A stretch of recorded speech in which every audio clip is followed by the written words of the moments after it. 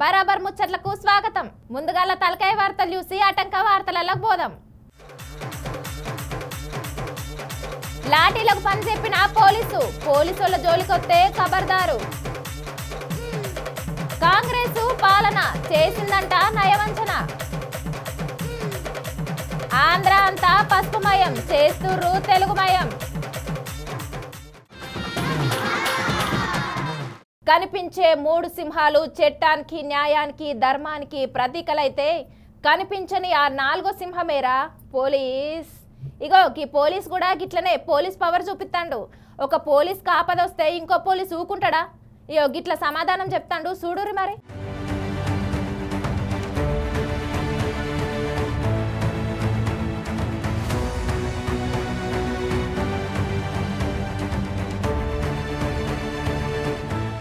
నేను మీకు ముచ్చట చెప్పే ముందుగాల గీ సీన్ చూడురు ఒక పారి.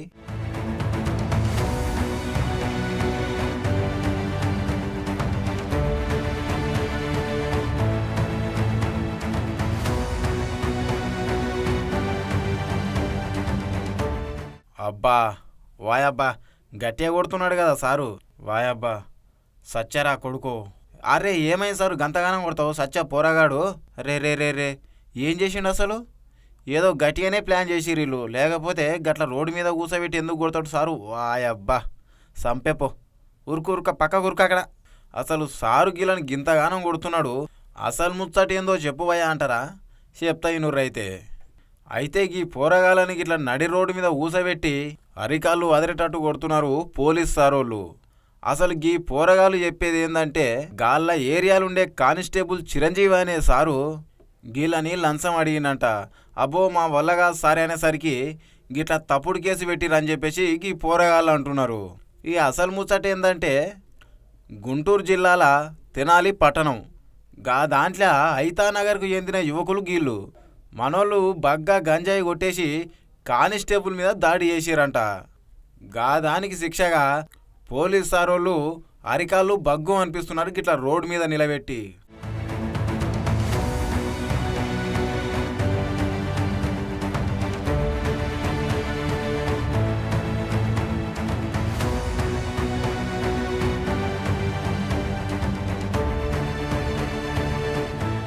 ఆగా చూడురు ఈ మంట ఉట్టి వస్తున్నారు కదా ఒక్కొక్కరు.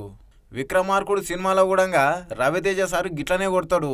అయితే గిది చూసిన జనాలు ఏమంటున్నారంటే సారు మీరు చేసింది మంచిగానే ఉన్నది, కానీ ఇప్పుడు మీ పోలీస్ కానిస్టేబుల్ని కొట్టినందుకు మీరు గిట్లా రియాక్ట్ అవుతున్నారు. గదే సమాజంలో చాలా నేరాలు జరుగుతున్నాయి, మస్తు మంది నేరస్తులున్నారు. గాళ్ళు కూడా ఏదన్నా తప్పు చేసినప్పుడు గిట్లనే జనాలల్లా గట్టిగా శిక్షించి జైల్లో పెట్టిరనుకోరి మళ్ళా తప్పు చేయనికే భయపడతారు. ఇక ఆడోళ్ళ మీద అయితే అత్యాచారాలు ఘోరంగా జరుగుతున్నాయి, చిన్న చిన్న పిల్లల మీద కూడా. గసోటళ్ళ మీద అయితే ఇప్పుడు వీళ్ళు వేసిన దానికన్నా 10 రెట్లు ఎక్కువ వేయాలి అని చెప్పేసి జనాలు అయితే అనుకుంటున్నారు.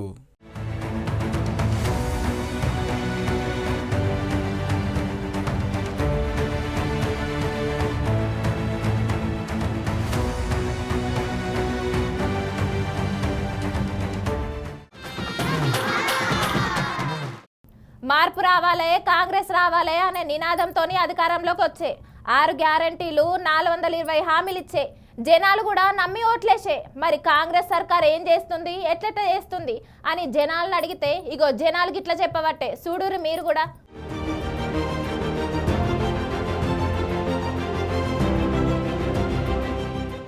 వాయబ్బా జనాలైతే రేవంత్ సార్ను మామూలు గరుచుకుంటలేరు కదా. రకరకాల జోకులు చెప్తున్నారు సార్ మీద, పొట్టు పొట్టు పంచులేస్తున్నారు. ఏమమ్మా పింఛన్ వచ్చిందంటే మొన్ననే వడ్డాయి 10,000, ఇంకో 20,000 వేస్తాడంట అని చెప్పేసి ఎటకారంగా అయితే మాట్లాడుతున్నారు. ఫ్రీ బస్ ఎట్లుందంటే అదో జగడాల బస్ అంటున్నారు. ఏదన్నా అమలైందా అంటే ఏది కాకపోయే ఈ సీఎం అయితే దండుగా అసలు ఆయన ఎందుకు వచ్చిండో అర్థమైతే లేదని చెప్పేసి గట్టిగా అరుచుకుంటున్నారు. ఎవరిని అడిగినా ఇదే ముచ్చట, అంత దండుగానే ఉన్నదని చెప్తున్నాడు. ఒక్కసారి ఈ అక్కలు చెప్పేది నూరి మీకే అర్థమవుతుంది.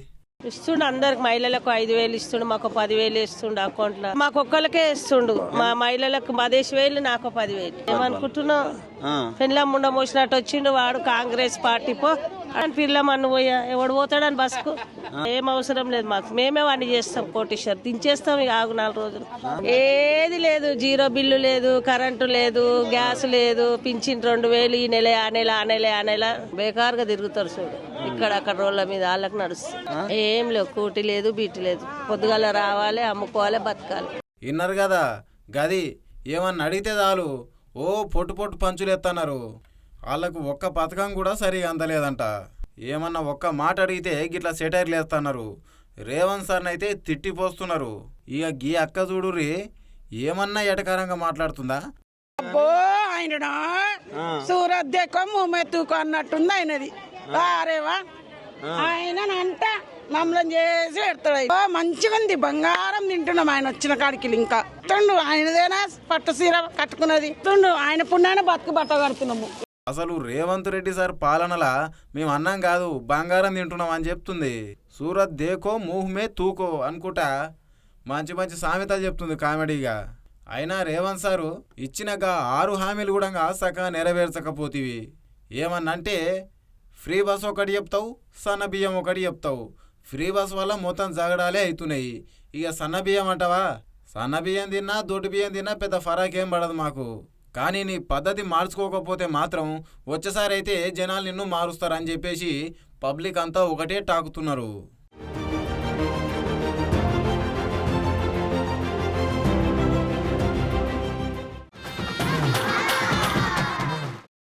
రాయలసీమలో ఎక్కడ చూసినా పసుపు మయమే, మొత్తం పసుపు రంగు జెండాలే ఉన్నాయి కదా. అవు మళ్ళా టీడీపీ పుట్టినరోజు వేడుకలు జరుగుతున్నాయి కదా, గసొంటి వేడుకలకు మనం పోకపోతే ఎట్లుంటుంది చెప్పుర్రి. చలో పోయిద్దాం పదండి మనం కూడా మరి.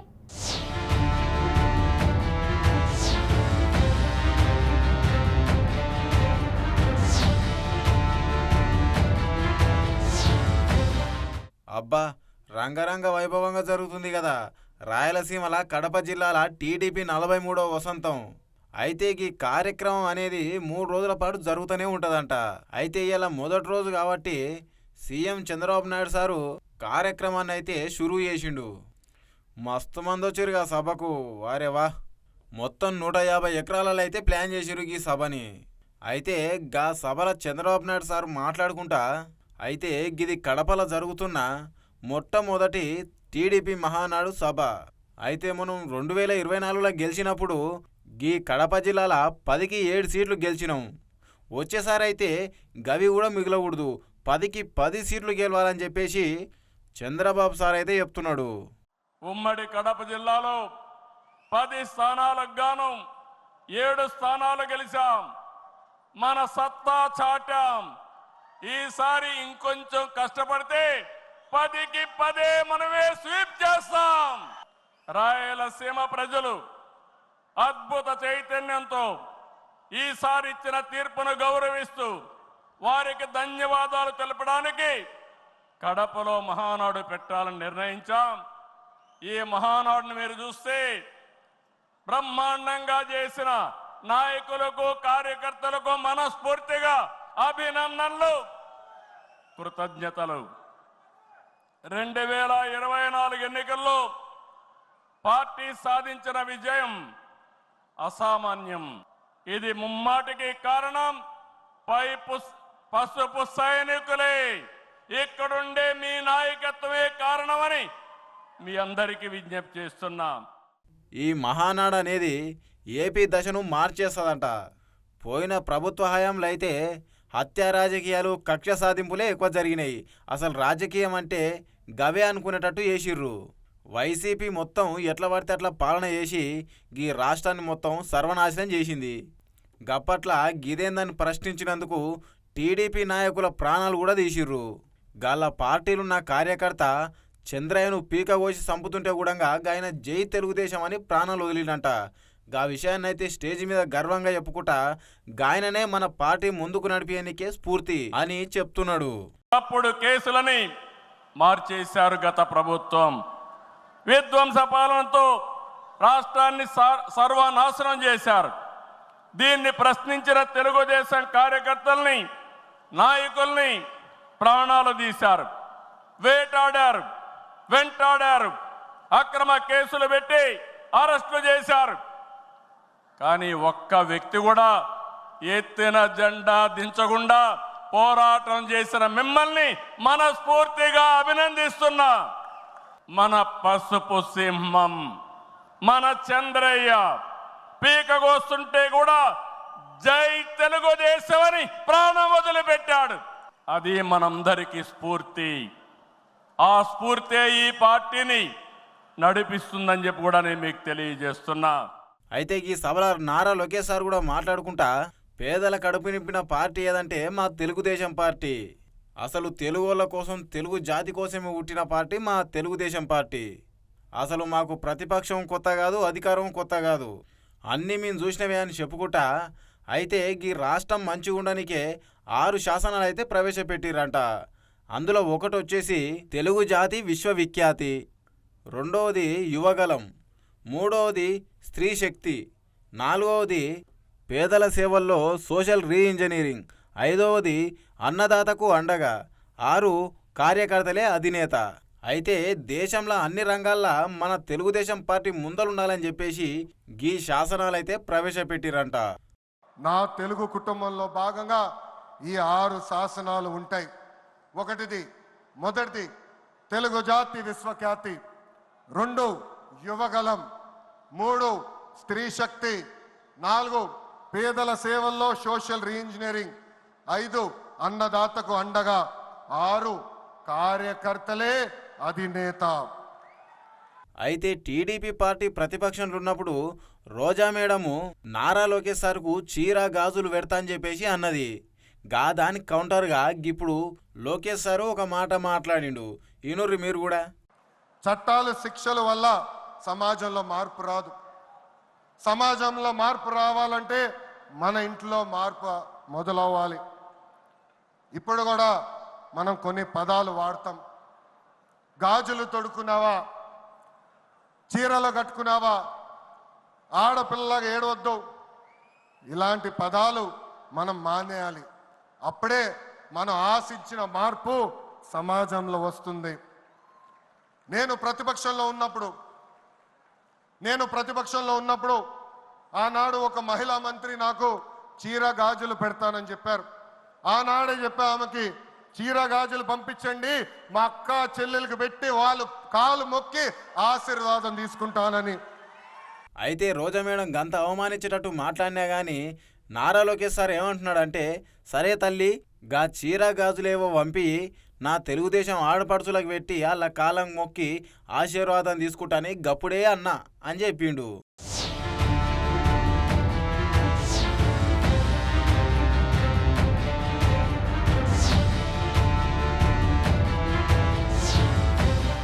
ఇలా మా సీను బాబు ఏ ముచ్చట ముంగలేసుకున్నాడో ఒకసారి చూద్దాం. Hi Madhu. Hi hi hi. Love అంటే ఏంటో ఎవరికి తెలియట్లేదు. Love is X. నేనైతే లవ్ను లైట్ తీసుకోవాలని చెప్తా. పెద్ద దాన్ని భూతద్దంలో పెట్టి అదే జీవితం కాదు, జీవితంలో అది ఒక పార్టీ కానీ అది కరెక్ట్ పార్ట్ దొరకట్లేదు కదా, కరెక్ట్ పార్ట్నర్ని ఎంచుకోవట్లేదు. చెప్పాలా మేడం? ఇప్పుడు నా జేబులో ఒక 10 రూపాయల నోటు ఉంది అనుకో, అది చినిగిపోయింది అనుకో, ఎక్కడ చెల్లదు. మంచిగుంటే ఎక్కడైనా చెల్లుతుంది. అది చెల్లేది ఉంటే ఎక్కడైనా చెల్లుతుంది. అవును, చెల్లని దాన్ని ఎక్కడైనా చెల్లదు. ఇప్పుడు నేనున్నా, ఫర్ సపోజ్ ఒక అమ్మాయి ఉంది, ఆ అమ్మాయిని నేను మార్చుకోవాలా, తనతో జర్నీ స్టార్ట్ చేసే ముందే ఇవన్నీ నేను ఆలోచించుకొని జర్నీ స్టార్ట్ చేస్తా. ఇట్లా ఒక 10 సంవత్సరాలు నడిచింది అనుకో, అమ్మాయి ఇప్పుడు ఈ అమ్మాయి విడిపోయిన తర్వాత ఏమంటారు, బ్రేకప్ అయిన తర్వాత ఇంకో అమ్మాయి వచ్చింది అనుకో, సేమ్ ఇట్లనే ఉంటుంది. నేను చూసే విధానాన్ని బట్టి ఆ అమ్మాయిని నేను నెగిటివ్ చూస్తున్నానా పాజిటివ్ చూస్తున్నానా దాన్ని బట్టి ఉంటుంది. అపోజిట్ పర్సన్ కూడా నాలో నెగిటివ్స్ని బయటికి తీయకుండా, నెగిటివ్స్ని గుచ్చి పొడవకుండా పాజిటివ్స్ చూసిండ్రు అనుకో, ఎవ్రీవన్ హ్యావ్ డిఫెక్ట్ మధు, పోతూనే ఉంటుంది. అవును, every person have a defect. ప్రతి మనిషిలో ఏదో ఒక లోపం ఉంటుంది. లోపం లేకుండా ఏ మనిషి ఉండడు. కాకపోతే ఆ లోపాన్ని కూడా నువ్వు స్వీకరించి తీసుకోగలిగితేనే కరెక్ట్ లైఫ్ పార్ట్నర్ అవుతాం. అప్పుడు లైఫ్ అనేది హ్యాపీగా ఉంటుంది. ఇప్పుడు ఇన్ కేస్ కోపం ఎక్కువ అనుకో, కోపం రాకుండా చూసుకోవాలి. ఇన్ కేస్ ఆ మనిషి ఎక్కువ చిల్డ్గా ఉంటాడు అందరితో, నువ్వు కూడా ఉండాలనుకో అందరితో కలవాలి. నువ్వు మబ్బు మొక్క వేసుకుంటే కుదరదు. నువ్వు కూడా నీ పార్ట్నర్తో ఉన్నప్పుడు అలా బిహేవ్ చేయాలి. You have to behave like your partner. అలా అయితే నా కోసం మారుతుంది, నా కోసం త్యాగాలు చేస్తుంది, నన్నుగా స్వీకరిస్తుంది అని వాళ్ళలో ఒక ఫీల్ అనేది క్రియేట్ అవుతుంది. ప్రతి మనిషిలో సెన్సిటివ్ పార్ట్ ఉంటుంది మధు. ఇన్ కేస్ పెద్ద పెద్ద ఇవి ఉంటారు కదా టెర్రరిస్టులు, వీళ్ళని కూడా ప్రేమించి పెళ్లి చేసుకున్న వాళ్ళు చాలామంది ఉన్నారు. లైక్ కదా, నువ్వు ఏదో ఒకసారి నాకు అన్నావు సంథింగ్, ఒక ఇన్సిడెంట్. ఎస్ అలాగా ప్రతి ఒక్క మనిషిలో సెన్సిటివ్ పార్ట్ లవ్ ఉంటుంది, అది తీయాలి నువ్వు. ఎప్పుడు మబ్బు మొహం వేసుకుంటాడండి మా ఆయన, ఎప్పుడు మబ్బుగా ఉంటాడు. ఆ బ్రేకప్ అంటారు, నార్మల్ అయితే రిలేషన్, బ్రేకప్ అంటారు, విడిపోతారు, మళ్ళీ ఇంకొకడు. వాడిలో కూడా ఇదే ఉంటే వాడితో కూడా విడిపోతావా, వాడితో కూడా విడిపోతావా. ఇన్ కేస్ వాడు నీతో రిలేషన్ వద్దనుకుంటున్నాడు అనుకో, వాడిని నువ్వు బతిమలాడిన అవసరం లేదు, నీకు నువ్వు వదిలేసుకుంటే అది తప్పు. గొడవలు సాధారణంగా వస్తాయి పోతాయి, కష్టాలు వస్తాయి పోతాయి, బట్ మీ కమిట్మెంట్, మీ జర్నీ అదొకసారి వచ్చిందంటే పోదు కదా. ఈ గొడవల కోసం, ఈ వీటి కోసం, తాత్కాలికమైన వాటి కోసం ఎందుకు వీళ్ళు బ్రేకప్ అని చెప్పేసి బ్రేకప్ అనేది వరస్ట్ థింగ్ నాకు తెలిసి. బ్రేకప్ అనేది అసలు ఉండకూడదు మధు. ఫస్ట్ ఆఫ్ ఆల్ ఈ పదం పెట్టినట్టు నరికేయాలి నిజంగా చెప్తున్నా. బ్రేకప్ ఏంటి? బ్రేకప్ ఒక అమ్మాయి అబ్బాయి కూర్చొని మాట్లాడుకుని ఒక రిలేషన్లోకి వెళ్ళిన తర్వాత బ్రేకప్ ఏంటి? పెళ్ళే. ఇంకా లేదంటే మూసుకుని నీ పార్ట్ నువ్వు, ఆడి పార్ట్ వాడు చూసుకోవాలి. నువ్వు అనుకుని రిలేషన్లోకి వెళ్ళిన తర్వాత వాడు నాకు నచ్చట్లేదు, వీడు నాకు నచ్చట్లేదు, వాడితో నేను ఉండలేను, అవసరాలు తీరిపోయాయి అనుకోవాలి. ఇంకా ఎట్లా నువ్వు ఎట్లా బ్రేకప్ చెప్తావు? వాడు హట్ అవ్వచ్చు. ఇన్ కేస్ అబ్బాయి బ్రేకప్ చెప్తే అమ్మాయి ఏం చేస్తుంది? అమ్మాయి లైఫ్ ఇప్పుడు ఒక రిలేషన్ మధు, ఇన్ కేస్ చెప్తున్నా, మామూలుగా నేనే ఒక రిలేషన్లో ఉన్నాను అనుకో, నా ఫ్రెండ్స్కి తెలుస్తుంది, నా ఫ్యామిలీకి అందరికీ తెలుసు ఒక రిలేషన్లో ఉన్నాను నేను అని. వాడితో బ్రేకప్ చెప్తే నేను విడిపోతే క్యారెక్టర్ ఎవరిది బ్యాడ్ అంటారు? అమ్మాయిదే బ్యాడ్ అంటారు. ఏదో చేసి ఉంటుంది అందుకే విడిపోయారు అని అంటారు. అంతేగాని అబ్బాయి మీద పడదు, అమ్మాయి మీదే పడుతుంది. ఇన్ కేస్ సమ్ టైమ్స్ అబ్బాయి మీద కూడా పడవచ్చు, వీడు మంచోడు కాదు, తాగుపోతాడు, తిరిగిపోతాడు అని. ఏం ఇబ్బంది కాకుండా ఉంటుంది. అబ్బాయి మీద పడ్డా కూడా ఎక్కువ ప్రభావం అబ్బాయికి అంత ఎఫెక్ట్ ఉండదు Madhu. Not at all affected to man మాట. ఎవరికి మ్యాన్కి ఎక్కువ ఎఫెక్ట్ అవ్వదు బ్రేకప్ తర్వాత. ఇన్ కేస్ వాళ్ళు కావాలని విడిపోతే, అమ్మాయి ఏదో సంథింగ్ ఇష్యూ వచ్చి విడిపోతే కనుక అబ్బాయికి ఎఫెక్ట్ ఉండదు. కానీ క్యారెక్టర్ మీద అమ్మాయి మీద పడిపోతుంది, కానీ మనసు మీద అబ్బాయి మీద పడుతుంది. ఎందుకంటే అబ్బాయిలు అమ్మాయి కంటే ఎక్కువ సెన్సిటివ్గా ఉంటారు. వాళ్ళు ఎలా అంటే వాళ్ళ లైఫ్ని ఎండ్ చేసుకోవడానికి కూడా వెనకాడరు. నేను అనేది అదే, అంత తొందరగా నువ్వు ఎందుకు ప్రపోజల్ యాక్సెప్ట్ చేయాలి అంటే ఇప్పుడు నీకు తిరగడానికి ఒకటి కావాలి, నువ్వు అక్కడ తిప్పడానికి సుఖపెట్టడానికి ఒకటి కావాలి, నువ్వు ఎంజాయ్ చేయడానికి అక్కడికి వెళ్ళడానికి షాపింగ్లకి దీనికి డేట్లకి ఒకటి కావాలి, అంటే నీకు నచ్చినట్టు పెళ్ళికి ఇంకొకటి కావాలి. అలా నీకు ఎవడైతే నచ్చుతాడో వాడితో తిరిగేస్తావు, వాడితో వెళ్ళిపోతావు, కానీ వాడి ఫీలింగ్స్తో ఆడేసుకుంటావు, ఇంకొకరిని పెళ్లి చేసుకుని పోతావు. వీళ్ళందరూ ఏమైపోవాలి? చచ్చిపోవాలా? ఎవరైనా ఒక అమ్మాయికి నేను చెప్పేది ఏంటంటే, ప్రతి ఒక్క అమ్మాయికి నాకు ఇలాంటి హస్బెండ్ కావాలి, అలా ఉండాలని అనుకుంటారు. మనకి ప్రతి ఒక లైన్ ఉంటుంది, వేవ్ లెంత్ ఉంటుంది ప్రతి అమ్మాయికి. ఆ వేవ్స్ అన్నీ మ్యాచ్ అయితే ఇలా ఉంటుంది ఒక వేవ్ లెంత్. ప్రతిది ఒక హై ఉండొచ్చు, ఒకటి లో ఉండొచ్చు, కోపం ఉండొద్దు లో, అబ్బాయి మంచిగా ఉండాలి హై, అలా ఒక వేవ్ లెంత్ ఉంటుంది ఒక అమ్మాయికి హస్బెండ్ని చూస్ చేసుకోవడంలో. మేబీ ప్రతి ఒక్కరికి ఉంటుందో లేదో I don't know, I have. నేను ఒక అబ్బాయిలో, ఈ అబ్బాయి ఫ్యామిలీని జాగ్రత్తగా చూసుకుంటాడా, ఈ అబ్బాయి నన్ను లైఫ్ లాంగ్ హ్యాపీగా చూసుకుంటాడా, ఈ అబ్బాయి నా చెల్లెల్ని జాగ్రత్తగా చూసుకుంటాడా, ఈ అబ్బాయి మా అమ్మని నాన్నని జాగ్రత్తగా చూసుకుంటాడా, ఈ అబ్బాయి ఏదైనా ప్రాబ్లం వస్తే ఎలా డీల్ చేస్తాడు లైఫ్లో, ఇన్ కేస్ మాకున్నదంతా పోతే ఈ అబ్బాయి ఏం చేసి నన్ను పోషిస్తాడు, ఇది చూసుకోవాల్సింది ఒక అమ్మాయి లైఫ్ పార్ట్నర్లో. ఏ స్కేల్తో ఇవన్నీ క్వాలిటీస్? ఏ స్కేల్ అంటే ఇప్పుడు ఇన్ కేస్ మన చుట్టూ చాలామంది ఉంటారు మాతో. ఇప్పుడు మనం వర్క్ చేసే ప్లేస్లో కొంతమంది ఉంటారు, వాళ్ళతో మనకు ఒక కనెక్టివిటీ అనేది ఏర్పడుతుంది. వాళ్ళతో కొన్ని వేవ్స్ కలవచ్చు, కొన్ని వేవ్స్ కలవకపోవచ్చు, కొంతమందితో మొత్తం అన్నీ మ్యాచ్ అవ్వచ్చు, బట్ వాళ్ళకి పెళ్ళి అయిపోయి ఉండొచ్చు, అది ఇంకొక మ్యాటర్ అనుకో. అలా ఇన్ కేస్ నీకు అన్ని వేవ్స్ అన్నీ మ్యాచ్ అయినాయి అనుకో, నువ్వు కూర్చుని నేను మిమ్మల్ని పెళ్ళి చేసుకోవాలనుకుంటున్నాను, I really like you, love you చెప్పొద్దు, మళ్ళీ లవ్ అంటే ఎటో వెళ్ళిపోతుంది. కాబట్టి I really like your presence. Me effort నాకు నచ్చింది. మా అమ్మ నాన్నతో కూడా మీరు మంచిగా ఉంటారని నాకు అనిపిస్తుంది. మనం పెళ్ళి చేసుకుందామండి, direct proposal. In case he said no, ప్రతి వ్యక్తిలో సాఫ్ట్ ఉంటుంది మధు. ఆ సాఫ్ట్ని మనం తీస్తే లైఫ్ బాగుంటుంది. About this. Thank you so much Madhu. ఇక మీకోసం కొన్ని వైరల్ ముచ్చట్లు కూడా పట్టుకొచ్చిన, చూసే ఈరోసారి.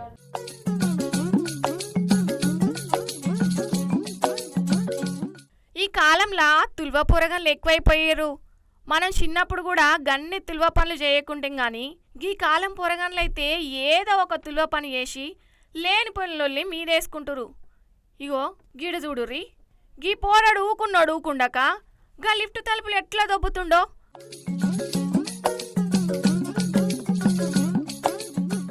ఓ పోరాడా ఓరారి గట్ల దొబ్బుతున్నవేంద్రా, కింద పడేవరా అయ్యా. ఆగో లిఫ్ట్ మధ్యలో తీసుకునే ఈ పోరని ముక్కుల తొక్కు. పిల్లలు గిసొంటి తులువ పనులు చేసే లేని పొన్ను ఎత్తి నొప్పి తెస్తారు అవ్వయ్యకు. లిఫ్ట్ ఆగిపోయినట్టుందిగా. అగో గండ్ల కెమెరాలో ఉరులుతున్నట్టున్నాడు, ఎవరన్నా వస్తారేమని. కుసో చేసేపు మంచి పని చేసినావుగా. ఆగాగో మళ్ళీ దొబ్బుతాడు. కింద పడేవరా పోరగా. ఆరేరే ఓర్ని గోడ మధ్యలో ఆగిపోయిందిగా లిఫ్టు, ఇప్పుడు ఎట్లా దిగుతాడు. ఆగో ఏడుస్తుండు బిడ్డ. గొప్ప పని చేసినావు కానీ నీ పోరగాడి చల్లగుండా ఎవరన్నా వస్తారేమో. ఆగో అరేరే ఓర్ని అట్లనే ఎక్కిపోతున్నావు. తులువలకే తులువ ఉండగా ఈ పిల్లడు. వామ్మో ఈ కాలంలో పిల్లగాళ్ళు మామూలుగా లేరు. ఏదో ఒక తులువ పని చేస్తురు, ఆడుకుంటారు. కానీ మనం వదిలేస్తే ఏదో ఒకటి ఇలాంటి తులువ పనులు చేసి అవ్వయ్యకి నెత్తి నొప్పి తీసుకొస్తారు. జాగ్రత్త. అలా మధ్య మధ్యలో ఆడుకుంటారు కానీ వదిలేయకుండా మధ్య మధ్యలో చూస్తుండ్రి. జాగ్రత్త. మళ్ళా వస్తా మళ్ళా.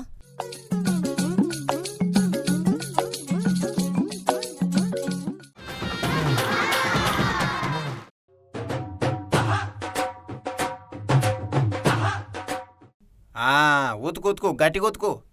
ఏం సబ్బు పెడుతున్నావు కాక? అరే నురుగు వస్తలేనట్టున్నది కదా. చూసిరు కదా కాక ఎంత మంచి ఐడియా వేసిండు. ఎయ్ గట్టి కొట్టు బండకేసి.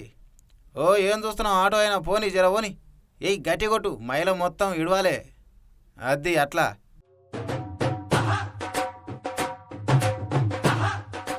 చూసిర్రు కదా తాత ఎంత మంచి ఐడియా వేసిండు. మనకు అవసరం ఉన్నప్పుడు అన్ని రకాల వస్తువులు దొరకవు. ఇక దొరికినప్పుడే వాటికి తగ్గట్టు మనం రియాక్ట్ కావాలి. గీ తాత చేసిన పని కూడా అదే. తాండూరు పట్టణం బస్టాండ్లా వాన కురుస్తుంటే గీ కాక మంచిగా తడిసి వాన వల్లప్ప వల్లప్ప వల్లప్ప దించే ఈ సామిరంగా అన్నట్టు మంచిగా తడిసిపోయి ఆయన అంగి కూడా వానలనే క్లీనింగ్ చేసేసి మళ్ళీ వేసుకున్నాడు. మరి కాక ఎన్ని రోజులు ఆయన తానం చేయక తెలియదు కానీ వాన నీళ్ళతోని అంగి తుక్కుటైతే మస్తు మజా చేసిండు. చిన్నప్పుడు మా షెర్ల గిట్లే బండకేసి ఉతికేది అంగిలు.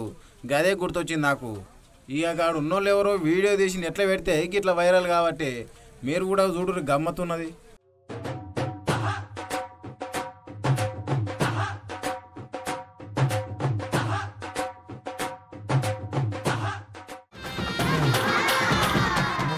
ఇక గివన్నట్టు ఇయాల్టి ముచ్చట్లు రేపటి బరాబర్ ముచ్చట్లల్లా మళ్ళా కలుద్దాం. అప్పటిదాకా చూస్తూనే ఉండు బీఆర్కే న్యూస్. తెలుగుడి సత్తా రేపు మళ్ళొత్తా.